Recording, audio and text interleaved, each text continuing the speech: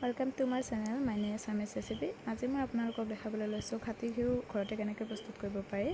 মই গাখীৰ গৰম কৰা খৰখিনি বাটি এটাত গোটাই গৈছোঁ। তাৰ পাছত মই কেৰাহীটো গৰম হ'বলৈ দিছোঁ। বহুদিন গোটাই গৈছোঁ গাখীৰৰ খৰখিনি। আপোনালোকে এদিনতে কৰিব পাৰে। এয়া খৰখিনি মই দি দিছোঁ কেৰাহীটোত দি কিনে লৰাই আছোঁ। শুকান কেৰাহী হ'ব লাগিব। আপুনি ধুনীয়াকৈ গৰম হ'ব দিব ভালকৈ। তাৰ পাছত সিমত দি দিব, দি এনেকৈ লৰাই থাকিব আপোনালোকে, তেতিয়া ঘিউখিনি প্ৰস্তুত হ'ব। আৰু লগতে ভাল কাপোৰ এখন, আপোনাৰ পাতল কাপোৰ এখন এনেকৈ লৈ ল'ব বাতিৰ ওপৰত।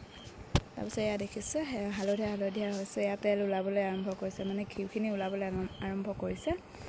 এয়া আপোনালোকে এনেকৈ লৰাই থাকিব, লাহে লাহে লৰাই থাকিবই লাগিব প্ৰতিটো ছেকেণ্ড, নহ'লে ৰৈ যাব। তাৰপাছত এয়া আপোনালোকে দেখিছে ধুনীয়া হালধীয়া ঘিউৰ কালাৰ হৈ গৈছে, ঘিউ ওলাই গৈছে। এনেকৈ লৰাই থাকিব প্ৰতিটো ছেকেণ্ড। দেখিছে আপোনালোকে এতিয়া ঘিউ বিৰিঙিছে ধুনীয়াকৈ, ঘিউ হৈ গৈছে একেবাৰে ধুনীয়া উজ্জ্বল। আপোনালোকে এইখিনি ঘিউ খায়ো বহুত টেষ্ট পাব। এতিয়া এনেকুৱা হৈ গৈছে, যেতিয়া আপুনি লৰাই থাকিব লাষ্টত আপোনাৰ এনেকুৱা হৈ যাব। তাৰপাছত আপুনি এইখিনি নমাই দিব পাৰিব। এনেকৈ বাতিটোত যিখিনি কাপোৰত আপুনি এনেকৈ নমাই দিব।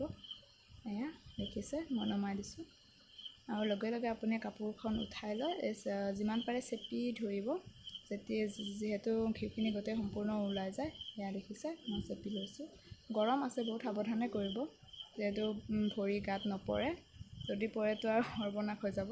গতিকে দেখিছে এয়া কি ধুনীয়া কালাৰ হৈছে। এনেকৈ আপুনি থৈ দিব বটল এটাত ভৰাই, আৰু পিছদিনাখন চাব আপুনি ঘিউ হৈ গৈছে।